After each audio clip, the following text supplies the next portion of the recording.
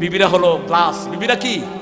Glass. বিশ্বনবী এক বর্ণনায় বললেন, আমার গ্লাসগুলোর দিকে খেয়াল রেখো, গ্লাসগুলোকে জোরে মাজলে ভেঙে যাবে, আস্তে আস্তে মাজতে হবে। ঠিক না? ঠিক কথা বলেন না কেন? বিবিদের জন্য জান্নাতে যাওয়া সহজ। বিশ্বনবী সাল্লাল্লাহু আলাইহি ওয়াসাল্লাম বলেছেন, চারটা কাজ যদি কোনো মেয়ে করে, জান্নাতের সবগুলো দরজা আল্লাহ তার জন্য খুলে দিবেন। যেই দরজা দিয়ে খুশি সেই দরজা দিয়ে সে ঢুকবে। প্রথম হলো 5 ওয়াক্ত নামাজ আদায় করা। কয় ওয়াক্ত? 5 ওয়াক্ত নামাজ আদায় করা। রমজানের রোজা রাখা। আতাআত বালাহা, স্বামীর আনুগত্য করা। কার আনুগত্য? কথা কন না কেন? স্বামীর। 4 নাম্বার, নিজের সতীত্বের হেফাজত করা। নিজের সতীত্বের হেফাজত করা। এই 4টা কাজ যে মেয়ে করবে, জান্নাতের সবগুলো দুয়ার তার জন্য খোলা থাকবে। জামাইরে কিলা এরকম মহিলা এখন আছে না নাই? গোপালগঞ্জে নাই? আরে কিলানো তো দূরের কথা, আপনার জামাই যদি শরীর কোনো কারণে আপনার উপর রাগ থাকে, ওই অবস্থায় মারা গেলে জাহান্নাম ছাড়া কোনো উপায় থাকবে না। আপনার স্বামী আপনাকে হালাল কাজের জন্য ডাকলো, আপনি সাড়া দিলেন না, সারা রাত ফেরেশতা আপনাকে লানত দিবে। আবার অন্যদিকে স্বামীদেরকে বলা হয়েছে, ও স্বামীরা, দুনিয়ার মানুষ তোমাকে ভালো বললো, আল্লাহর কাছে তুমি ভালো হওয়া কঠিন হয়ে যাবে। তবে বিশ্বনবী এক সহিহ বর্ণনায় বলেছেন, কারো জানা যায় যদি 40 জন লোক, শিরক মুক্ত 40 জন লোক যদি তার পক্ষে সাক্ষী দেয়, আল্লাহ তাদের সুপারিশ গ্রহণ করে নিবে। 40 জন লোক যারা শিরক করে না, এরা যদি সাক্ষী দেয়, আল্লাহ তাদের সাক্ষী গ্রহণ করে নিবেন। সুবহানাল্লাহ। আল্লাহ বলছেন, আমি আপনার কাছে কোরআন নাজিল করেছি কি জন্য? দুঃখ দূর করার জন্য। আমি দুঃখ পেতে ভালোবাসি, তাই তোমার কাছে ছুটে আসি। কোন একজন গায়ক বলেছিলেন, দুঃখ পেতে ভালোবাসাটা মুমিনের লক্ষণ না। দুঃখকে আহ্বান করা যাবে না, হাদিসে নিষেধ। আপনি চাইতে পারবেন না আমার উপর বিপদ আসে না কেন? মহিলাদেরকে অধিকাংশ জাহান্নামে দেখেছেন 3টি কারণ। বিশ্বনবী সাল্লাল্লাহু আলাইহি ওয়াসাল্লাম বললেন, ও মহিলারা, তোমরা বেশি করে সদকা করো, কারণ জাহান্নামে আমি দেখেছি অধিকাংশ মহিলারা জিজ্ঞেস করেন, ইয়া রাসূলুল্লাহ কেন? রাসূল সাল্লাল্লাহু আলাইহি ওয়াসাল্লাম বলেন 3টি কারণ।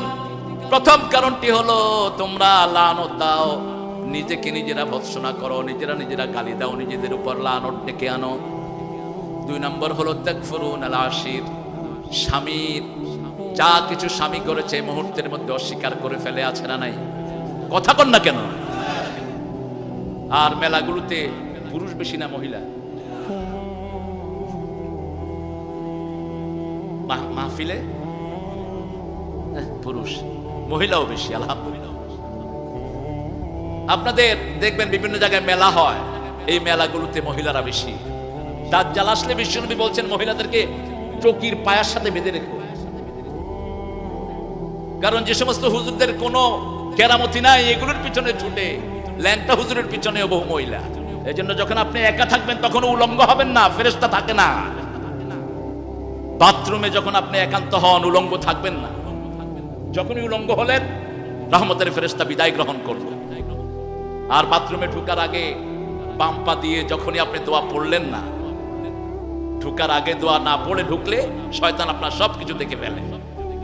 24 ঘন্টা জিন শয়তান বাথরুমে উপস্থিত থাকে। অথচ আমাদের বাথরুমগুলো সব বেডরুমের সাথে, মনে হয় বেডরুমের অংশ অনেকে, ঠিক কিনা? অথচ এটা ডেঞ্জারাস। একজন সাহাবীকে গলা টিপে মেরে ফেলেছে জিন এই বাথরুমের ভিতরে। রাসূল সাল্লাল্লাহু আলাইহি ওয়াসাল্লাম যখনই মন খারাপ হতো তেলাওয়াত শুরু করতেন, সালাতে দাঁড়িয়ে যেতেন। বিশ্বনবী সাল্লাল্লাহু আলাইহি ওয়াসাল্লাম একদিন আশার নামাজে সূরা 3 পড়িয়েছেন। বুখারী মুসলিমের বর্ণনা, আয়েশা সিদ্দিকা রাদিয়াল্লাহু আনহা বলছেন, কত সুন্দর কত তারতিলের সাথে বিশ্বনবী পড়েছেন, আমি সেটা বর্ণনা করতে পারবো না, তবে এতটুকু বলতে পারবো, এত চমৎকার আওয়াজ কোনোদিন আমি শুনি নাই। রাসূল সাল্লাল্লাহু আলাইহি ওয়াসাল্লাম তেলাওয়াত করতেন, মক্কার কাফেররা কোনায় কোনায় দাঁড়িয়ে সারা রাত শুনতেন। যারা দিনের ষড়যন্ত্র করত বিশ্বনবীকে চিরতরে মেরে ফেলবে, সেই নবীর সুন্নতকে বাঁচানোর জন্য আমরাও জীবন দিতে রাজি আছি না? না। পৃথিবীর এমন কোন দেশ নাই যেখানে কোরআন নাই। আবার কোরআনকে এমন জায়গায় আল্লাহ সংরক্ষিত করেন যেখান থেকে ওটা নষ্ট করার ক্ষমতা কারো নাই। লৌহে মাহফুজে আসল কোরআনটাকে রেখে দিয়েছেন। আর সারা পৃথিবীর 2.25 কোটি হাফেজদের সিনার ভিতরে আল্লাহ কোরআন দিয়ে দিয়েছে। আরো বেশি শুধু বাংলাদেশেই আছে প্রায় 20 থেকে 25 লক্ষ হাফেজ। আলহামদুলিল্লাহ, পৃথিবীর সর্বশ্রেষ্ঠ হাফেজদের পুরস্কার বাংলাদেশের ছেলেরা বয়ে আনছে। আলহামদুলিল্লাহ বলেন। ওয়ার্ডার দেন নাই সাহাবীদেরকে তোমরা আগে এটা ভাঙো, বরং নিজে হাতে কুঠার নিয়ে পাথর ভাঙা শুরু করেছেন সাইয়্যিদুল আম্বিয়া মুহাম্মদুর রাসূলুল্লাহ সাল্লাল্লাহু আলাইহি ওয়াসাল্লাম। পেটে পাথর বেঁধেছেন ক্ষুধার যন্ত্রণায়, তবুও সাহাবীদেরকে বলেন না আমার জন্য খাওয়া নিয়ে আসো, বরং যখনই কোনো খাবার আসতো আগে দরিদ্রদের মধ্যে বন্টন করতেন, তারপরে নিজে সেখান থেকে খেতেন। কোন দিকে যাওয়ার সময় রওনা হতেন, বলতেন না কোথায় যাবেন, আগে নিজে রওনা হতেন, পিছনে পিছনে সাহাবায়ে কেরাম যেতেন।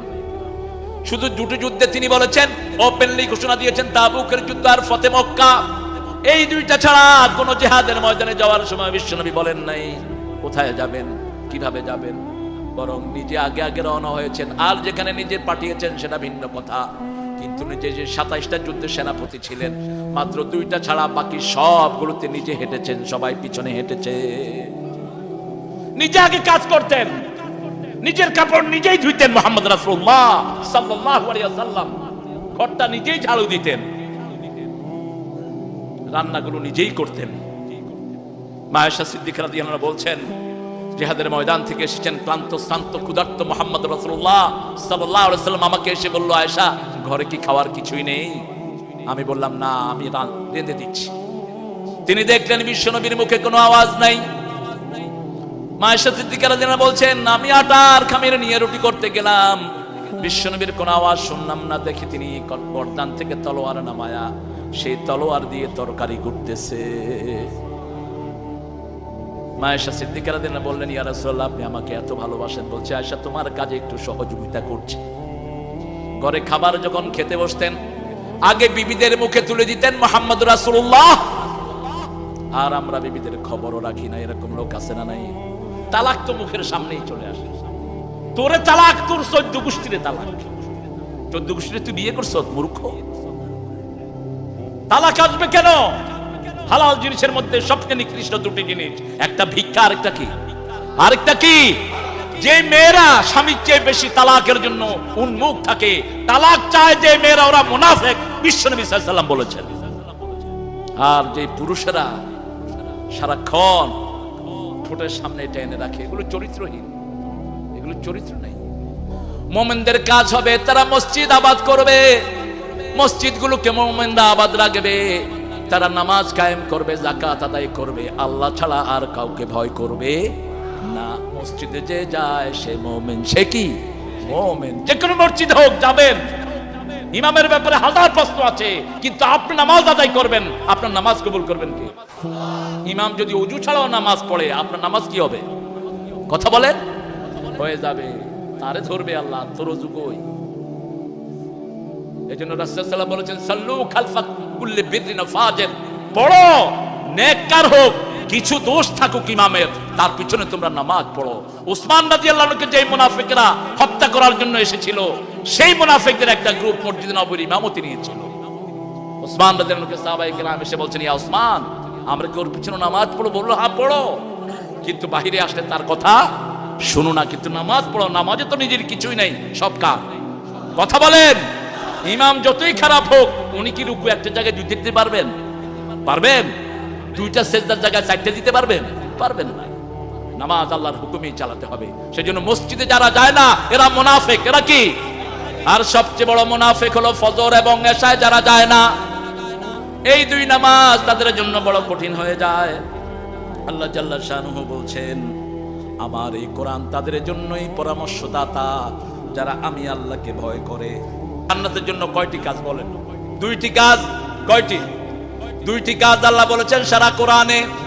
ওয়াবাশশিরিল্লাযীনা আমানু ওয়া আমিলুস সলিহাতি আন্না লাহুম জান্নাতিন তাজরি মিন তাহতিহাল আনহার। ওদেরকে সুসংবাদ দাও জান্নাতের, যেই জান্নাত দিবেন ঈমান এবং আমলে সালেহ করলে জান্নাতের তলদেশ দিয়ে শত শত নদী প্রবাহিত থাকবে।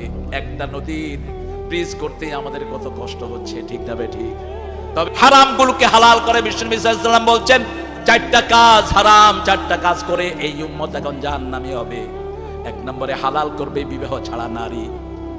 বিবাহ ছাড়া নারী আজকে গ্রামে গঞ্জে অবৈধ প্রেম ছড়িয়ে গেছে, ঠিক কিনা? আপনার বাচ্চার হাতে অ্যান্ড্রয়েড সেট দিলেন, বাচ্চাকে আপনিই ধ্বংস করে দিলেন। কি দেখো সারাদিন? চোখ যাবে, মুখ যাবে। আজকে সারা পৃথিবীর মিডিয়াতে বিজ্ঞানীরা চিৎকার করছেন, এই যে অ্যান্ড্রয়েড সেটের ভিতরে যে সমস্ত নোংরা ছবি দেখো, এই নোংরা ছবির মাদকতা মদ জুয়ার চেয়ে অনেক বেশি। যে সমস্ত ছেলেরা চরিত্রহীনতায় লিপ্ত হয়ে পড়ে, তাদের ব্রেনের সবুজ সেলগুলো নষ্ট হয়ে যায়। সবুজ সেলগুলো তাদের কম্পিউটার যখন টেস্ট করা ওগুলো নীল আসে, লাল আসে। আর যে সমস্ত ছেলেরা চরিত্রহীনতার কোনো কাজে জড়ায় নেই, তাদের সেলগুলো আসে সবুজ। যখন কেউ কোরআন পড়ে তার সেলগুলো সবুজ হয়ে যায়। যখন কেউ কোরআন পড়ে তার চোখ গরম হয় না, বরং চোখটা ঠান্ডা থাকে। আল্লাহ বলেছেন এই ঠান্ডা চোখের জন্য আমার কাছে দোয়া করো। রব্বানা, বলেন রব্বানা হাব লানা মিন আজওয়াজিনা ওয়া যুররিয়াতিনা কুররাতা আ'য়ুনিন ওয়াজআলনা লিল মুত্তাকিনা ইমামা। Oh our Lord, give us those child and those spouse who will be the coolness of our eyes and made them leader of all muttaqi. O Allah, ও রব, আমাদের বিবি, আমাদের ছেলে মেয়েদেরকে আমাদের চক্ষু শীতলকারী বানায়া দাও। আর রাসূল সাল্লাল্লাহু আলাইহি ওয়াসাল্লাম বলেন কুররাতু আইনি আস-সালাত, চক্ষু শীতলকারী হলো নামাজ, নামাজ, নামাজ। এজন্য সন্তানদের জন্য সকল পিতামাতা দোয়া করা দরকার।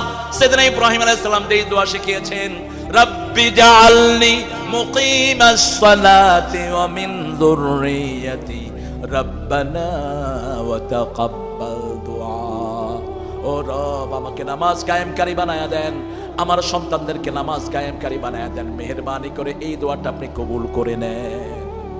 আজকের ডাক্তাররা বলছে সন্তান যখন সেজদায় যায়, কম্পিউটার চালিয়ে যতক্ষণ তার ব্রেনের ক্ষতি হয়েছে, ঘাড়ের যে সেলগুলো একটু এদিক সেদিক হয়ে গেছে, সেজদায় গেলেই ওই সেলগুলো আবার পরিপূর্ণ নতুন হয়ে যায়। 5 ওয়াক্ত নামাজ সমস্ত অঙ্গ প্রত্যঙ্গের সব রোগ নিরাময় করে দেয়। সুবহানাল্লাহ। আপনি যখন নামাজে দাঁড়াচ্ছেন, ব্যায়ামের ভিতরে এটাকে বলা হয় স্থির আসন। 2 পায়ের উপর ভর করে যখন আপনি নামাজে আপনি দাঁড়ান, আপনার ব্রেন থেকে নিয়ে পায়ের তালু পর্যন্ত রক্তের সার্কুলেশনটা সবচেয়ে সুন্দর হয়। এই সার্কুলেশন পুরো বডিতে একভাবে সার্কুলেট হয়, যাতে করে আপনার শরীরটা নিরোগ হওয়ার জন্য সবচেয়ে বেশি সহযোগী হয়। সুবহানাল্লাহ। আজকের বিজ্ঞান বের করেছে কুল হুয়াল্লাহু আহাদ আল্লাহুস সামাদ লাম ইয়ালিদ, এই পর্যন্ত 23টি, পরে হলো 23টি। মানুষের শরীরে 23টি ক্রোমোজোম, পুরুষের শরীরে 23টি, নারীর শরীরে 23টি। পুরুষের শরীরে থাকে এক্স এবং ওয়াই, নারীর শরীরে থাকে শুধু এক্স। পুরুষের শরীর থেকে যখন এক্স যায়, 2 এক্স মিলে সন্তানটা হয় মেয়ে। আর পুরুষের পক্ষ থেকে যখন ওয়াই যায়, ওয়াই আর এক্স মিলে সন্তানটা কি হয়? ছেলে। এখন বলেন তো, ছেলে হওয়া মেয়ে হওয়া এটা কার দোষ? সবার দোষ। ছেলের দোষ, ঠিক কিনা? অথচ মার খায় কে? কে মার খায়? 4টা মেয়ে হয়েছে, মেয়েটাকে তালাক দিয়েছে, এরকম বেয়াদব আছে না নাই? আরে 4টা মেয়ে হয়েছে তো তোর কপাল খুলেছে, বিশ্বনবীর মতো তোর কিসমত খুলেছে। সুবহানাল্লাহ। বিশ্বনবী সাল্লাল্লাহু আলাইহি ওয়াসাল্লামের কয়জন মেয়ে ছিলেন? সুবহানাল্লাহ বলেন না। বিশ্বনবী সাল্লাল্লাহু আলাইহি ওয়াসাল্লাম মেয়েদেরকে এত ভালোবাসতেন, বলতেন হুব্বিবা ইলাইয়া মিন দুনিয়াকুম সালাসা, তোমাদের এই দুনিয়া থেকে আল্লাহ 3টি জিনিস আমার প্রিয় করে দিয়েছেন। প্রথম হলো সুগন্ধি। দুর্গন্ধ যাদের গায়ে তারা মসজিদে যাবেন না। মুখে পেঁয়াজের গন্ধ নিয়ে যারা মসজিদে যায়, বিশ্বনবী বলছেন জানাজারে বাহিরে ফেলে দাও। অথচ মসজিদে পেশাব করেছে, তাকেও বিশ্বনবী বাহিরে ফেলেন নাই। রাসূল সাল্লাল্লাহু আলাইহি ওয়াসাল্লামের বয়ান শুনছিলেন একজন বেদুইন, পেশাব চাপতেছেন, চাপতে চাপতে পেশাব কি হয়েছে? কথা কন না কেন? বাইরে গেছে। এখন মসজিদে যদি কেউ পেশাব করে কি করবেন?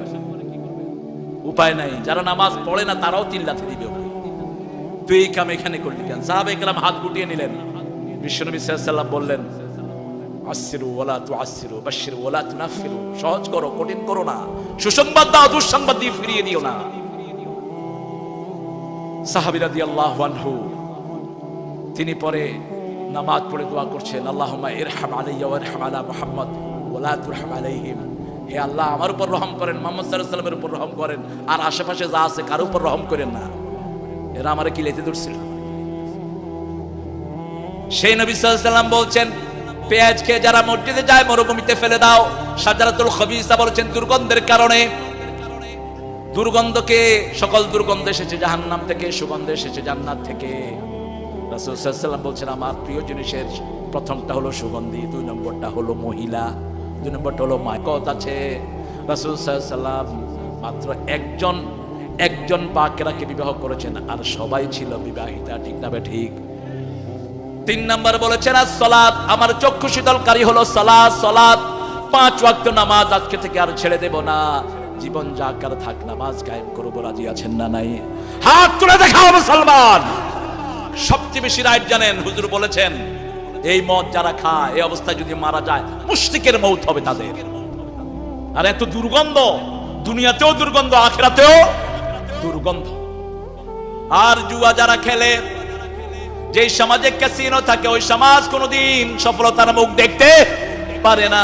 আল্লাহ বলছেন জঘন্য শয়তানের কাজ হলো মদ, জুয়া, লটারি এবং মরা মানুষের জন্য কোন স্তম্ভ বানানো।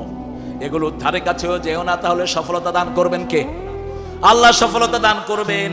সে আল্লাহ জাল্লা শানহু বলছেন আমার এই কোরআন যে তোমাদের জন্য দিলাম, কোত্থেকে দিলাম শোনো, তানজিলুম মিম্মা খালাকাল আরদা ওয়াস সামাওয়াতিল উলা আর রাহমানু আলাল আরশি ইসতাওয়া লাহু মা ফিস সামাওয়াতি ওয়া মা ফিল আরদ ওয়া মা বাইনাহুমা ওয়া মা তাহতাস সারা।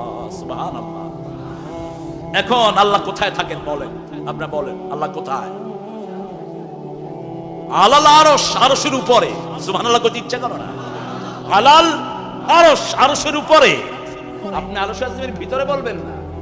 আরশ কোথায়? কানা আরশুহু আলাল মা। আল্লাহর আরশ হলো পানির উপর। পানিটা কোথায়? পৃথিবীর উপরে যে পানি আপনারা দেখছেন এর চেয়ে 400 গুণ বেশি হলো পৃথিবীর নিচে। রাসূল সাল্লাল্লাহু আলাইহি ওয়াসাল্লাম বলছেন তাহতা কুল্লা বাহারিন নার, কুল্লা নারিন বাহার। প্রত্যেকটি সাগরের নিচে আগুন আছে, আগুনের নিচে সাগর আছে। সুবহানাল্লাহ। কষ্ট হচ্ছে আপনাদের? কষ্ট হচ্ছে? ক্লান্ত হয়েছেন? একটু জোরে বলেন তো আল্লাহু আকবার। এত সমৃদ্ধি আমাদেরকে দান করেছেন কে? কে দিয়েছেন? একই খেতে শত ফসলের ব্যবস্থা করে দিয়েছেন কে? একই গাছে 3 প্রকারের ফল দিয়েছেন কে? সে আল্লাহ জাল্লা শানহু বলেছেন গোলাম আমি আরশের উপর থেকে তোমাদেরকে কন্ট্রোল করি। আমার সামান্য সূর্য যদি আকাশ থেকে তোমাদেরকে এত তাপ দিতে পারে, আমার সামান্য সূর্য, সেই সূর্য যেই আকাশেও সেই 7টা আকাশ আল্লাহর হাতের মধ্যে সরিষা দানার মতো মনে হয়। সুবহানাল্লাহ। 7টা আকাশ আল্লাহর হাতে সরিষা দানার মতো, 7টা জমিন সরিষা দানার মতো। ইয়াউমা নাতবিস সামা কাতাইয়িস সিজিন লিল কুতুব। কিয়ামতের ময়দানে সেই আল্লাহ জাল্লা শানহু পুরা 7 আকাশ 7 জমিনকে কিতাবের মতো এরকম হাতের ভিতরে গুটিয়ে আনেন। সুবহানাল্লাহ বলেন। কত ক্ষমতাধর সেই আল্লাহ। সেই আল্লাহ জাল্লা শানহু বলছেন লাহু মা ফিস সামাওয়াতি ওয়া মা ফিল আরদ। এই আকাশ জমিনের মধ্যে যা কিছু আছে সবকিছুর মালিকানা কার? আপনার আমার মালিক কে? এই জিহ্বার মালিক কে? জাতীয় কবি নজরুল গিয়েছিলাম তার মৃত্যুর সময়, তার শিয়রে আমি খুবই ছোট্ট তখন, 1978। লোকটা কত সুন্দর সুন্দর লেখা লিখেছে। অথচ 43 বছর মুখে কোনো জবান নাই। একটা ছোট্ট দাঁত, দাঁতে যদি ব্যথা হয় আপনি পাগল হয়ে যেতে পারেন, ঠিক কিনা? কথা বলেন না কেন? আযাবের জন্য তো ভারী কিছু দরকার নাই। আপনার শুধু দাঁতের নার্ভগুলোকে আল্লাহ ব্যথা দিয়ে ভরপুর করে দিবেন, আপনার মতো চিৎকার আর কেউ করবে না। আমি আমার দাঁতে একটু ফিলিং করতে গিয়েছিলাম সেঞ্চুরি ডেন্টাল ইউনিভার্সিটিতে। একটা ছেলে আসলো মোটা, শুধু তো খায় আলু দালু। ইসলামের প্রথম বেদাত হলো মোটা। প্রথম বেদাত আউয়ালু বিদআতিন ফিল ইসলাম আশ-শাব্বাউ পেটু। ভুঁড়ি সেজদা দিতে পারে না, পেট যায় আগে, মাথা যায় পরে। আছে না নাই? বিশাল পেট, মুখ দুইটা ফুলে এরকম। আমি বললাম ভাই কি হয়েছে? কয় আর কইবেন কি হালায়, ব্যথার গলায় বাস্তা চিনা হালায়। আপনি মেসওয়াক করবেন, তারপরে ব্রাশ ইউজ করেন 5 বার। কয়বার? দাঁতের কোনো রোগ থাকবে না। বললাম ভাই কেমন লাগে? কয় যখন দাঁতের ব্যথা ওঠে, মৌত আমার বালা ছিল, আল্লাহ আমারে মৌত দিল না কেলা। বললাম ভাই ছোট্ট দাঁতের ব্যথা, কয় একটু আ করেন। কইলাম একটু আ করেন। আও করবার পারি না, হাও করতে পারে না। চিন্তা করলাম কত কাদরে কুদরত, একটা ছোট্ট দাঁতের ব্যথা দিয়ে এত বড় শরীরের একটা লোককে ধরাশায়ী করে দিয়েছেন। আর সেই মানুষগুলো কি জিনিস নিয়ে আল্লাহর সাথে লড়াই করে। কিছুদিন আগেই সামান্য ডেঙ্গু মশা দিয়ে সারা বাংলাদেশের লোকদেরকে পরীক্ষা নেওয়া হলো। মুমিনদেরকে কিভাবে আল্লাহ বাঁচিয়ে দিয়েছে। মসজিদের মুসল্লিরা কি সুস্থ, মশার কামড় খেয়ে ফজরের নামাজ পড়ে, কিন্তু ডেঙ্গু হয় না একজনেরও। যত ঘরে ডেঙ্গু ঢুকেছে আমি দেখেছি অধিকাংশ ঘরগুলিতে আল্লাহ নাই, রাসূল নাই, কোরআন নাই, হাদিসও নাই। আমার এক ছেলের ডেঙ্গু হয়েছে, 5 দিন হসপিটালে ছিল সে। তার ডেঙ্গু হওয়ার পরে পরীক্ষা করতে গেলাম, বলছে হ্যাঁ ডেঙ্গু। আমি আমার বেগমকে বললাম শুধু 3 কুল পড়ো। ছেলেকে বললাম বাবা 3 কুল পারো না? কুল হুয়াল্লাহু, কুল আযরাব্বিল ফালাক, কুল আযরাব্বিল কাফাতা। পৃথিবীর সব বিপদের জন্য বিশ্বনবী বারবার বলেছেন এই সূরা যথেষ্ট, যথেষ্ট, যথেষ্ট, এর চেয়ে বড় ঔষধ নাই। প্রথম দিন থেকে যখন এটা পড়া শুরু করেছে, 3 দিন পর, 4 দিন পর কোনো জারমি শরীরে খুঁজে পায় না। সুবহানাল্লাহ, করতে ইচ্ছা করে না। অথচ আমার বাসার পিছনে ডেঙ্গুর ফ্যাক্টরি ছিল, বিশাল ফ্যাক্টরি। কোন মসজিদের ইমামের বাচ্চা ডেঙ্গু রোগী হয়েছে আমি দেখিনি আমার আশেপাশে। কারণ ইমাম সাহেবরা সবচেয়ে বেশি কি তেলাওয়াত করেন? কথা বলেন, কি তেলাওয়াত করেন? কোরআন। যাদের হয়েছে আল্লাহ হেফাজত করুন, চিৎকার করে বলি আমিন। এই ডেঙ্গু মশা, এই মশা দিয়ে বোধহয় নমরুদরে আল্লাহ শেষ করেছিলেন। সে আল্লাহ কত ক্ষমতাধর, সে আল্লাহ জাল্লাহ শানু বলছেন তোমার শরীর যে তুমি ইচ্ছা মতো ব্যবহার করো, আল্লাহর কাজের জন্য সময় পাও না, নামাজে তোমার সময় নেই, কোরআনের সময় নেই, তুমি ব্যস্ত। কত যে ঝামেলা তার সমস্তায়ন, তার দিন রাত ছোট ছোট নানান কাজে সময় হয় না শুধু আল্লাহর কাজে। মসজিদ দেখলেই সেজদা দেন, যখনই কষ্টে নামেন, কষ্ট আসে সেজদায় দাঁড়িয়ে নামাজে দাঁড়িয়ে যান। যখনই নামাজ পড়বেন আপনার হৃদয়কে শান্ত করে দিবেন কে? 2 জায়গায় মৃত্যু কামনা করবেন, 2 জায়গায়। একটা হলো বিশ্বনবীর ভূমিতে, রাসূল সাল্লাল্লাহু আলাইহি ওয়াসাল্লাম যে ভূমিতে শুয়ে আছেন মদিনার, মুর্তাদের জন্য দোয়া করেছেন মুহাম্মদ সাল্লাল্লাহু আলাইহি ওয়াসাল্লাম। আর যেন শাহাদাতের দোয়া হয়, আমরা যেন শহীদ হয়ে মরতে পারি। রাজি আছেন না নাই? এই 2টা। আর জুমার দিন মৃত্যু চাইবেন। জুমার দিন যারা মারা যায় আল্লাহ তাদের কবরের আযাব মাফ করে দেয়।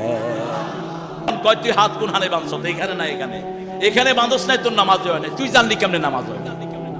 তুই জানার কে নামাজ হয় নাই? ইমাম আবু হানিফাকে যারা মূর্খ বলে, ওদের চেয়ে গন্ড মূর্খ পৃথিবীতে আর কেউ নেই।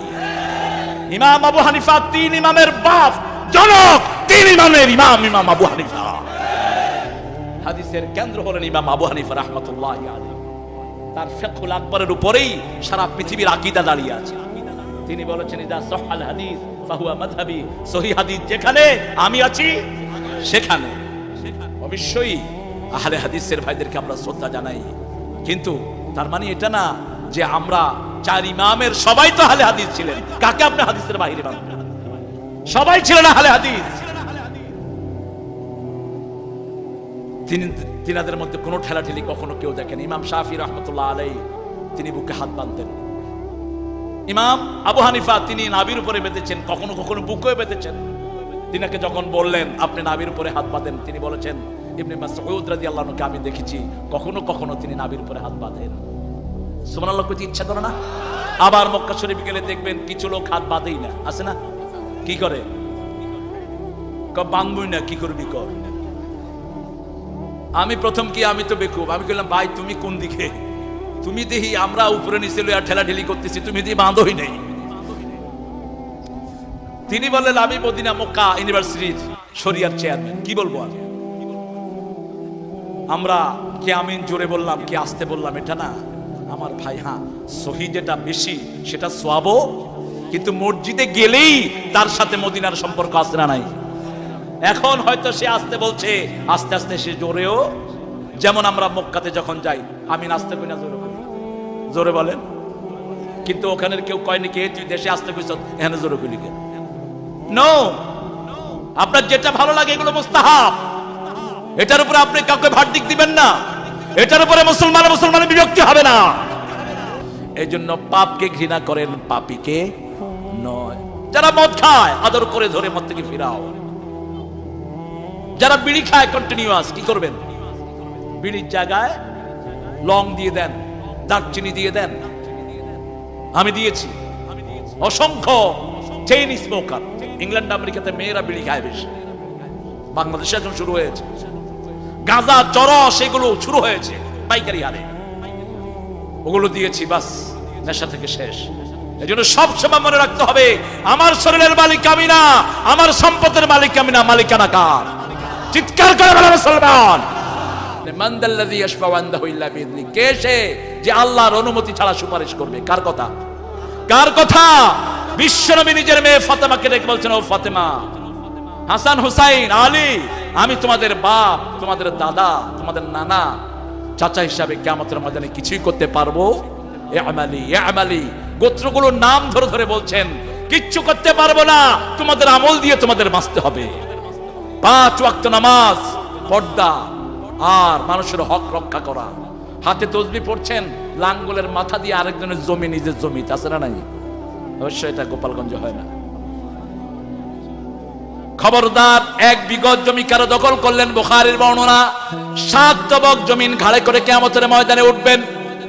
চিন্তা করতে পারেন এত ছোট্ট ঘাড়ে এত জমি কিভাবে উঠবে? রাসূল সাল্লাল্লাহু আলাইহি ওয়াসাল্লাম বলেছেন, এক এক জাহান্নামীর ঘাড় উহুদ পাহাড়ের মতো আল্লাহ লম্বা করে দিবে।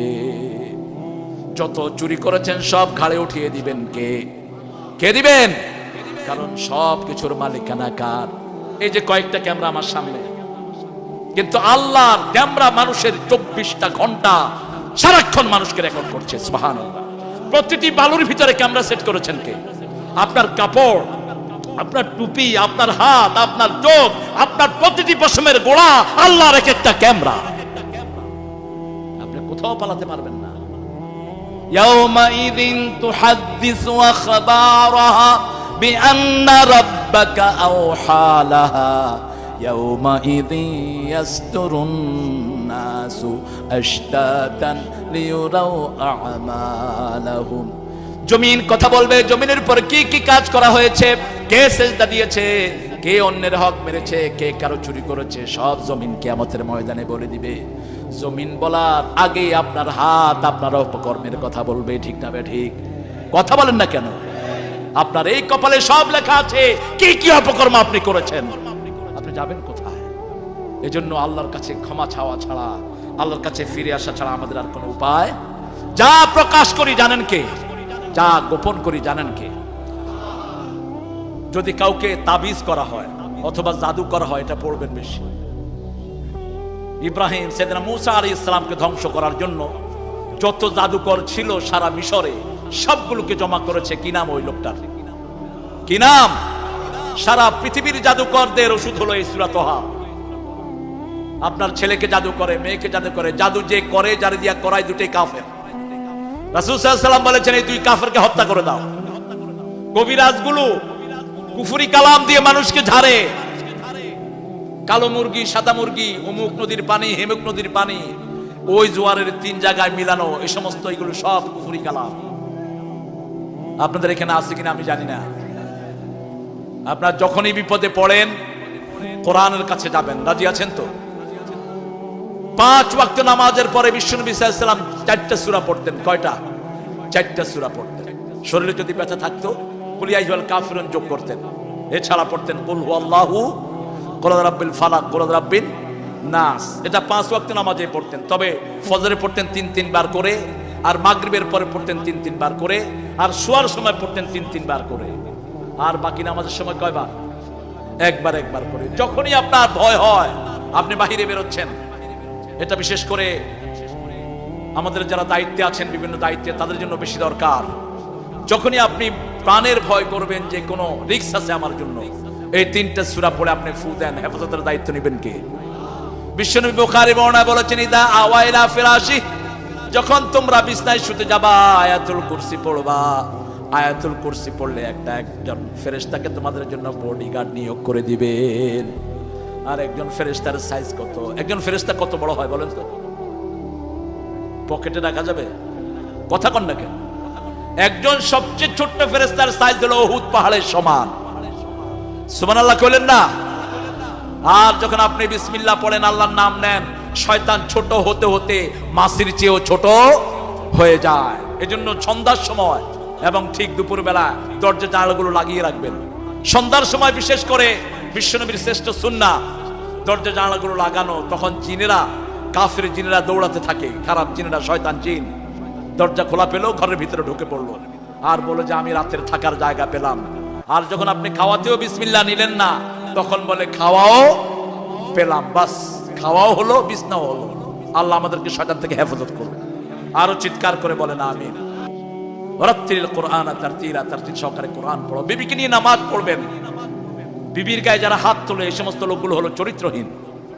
কোন নবী আলাইহিস সালাম বিবিদের গায়ে হাত তোলেন নাই। মারা তো দূরের কথা, গালিও দিতে নিষেধ করেছেন মুহাম্মদ রাসূলুল্লাহ সাল্লাল্লাহু আলাইহি ওয়াসাল্লাম। বিবিরা হলো গ্লাস। বিবিরা কি? গ্লাস। বিশ্বনবী এক বর্ণনায় বললেন আমার গ্লাসগুলোর দিকে খেয়াল রেখো। গ্লাসগুলোকে জোরে মাজলে ভেঙে যাবে, আস্তে আস্তে মাজতে হবে। ঠিক না বে ঠিক?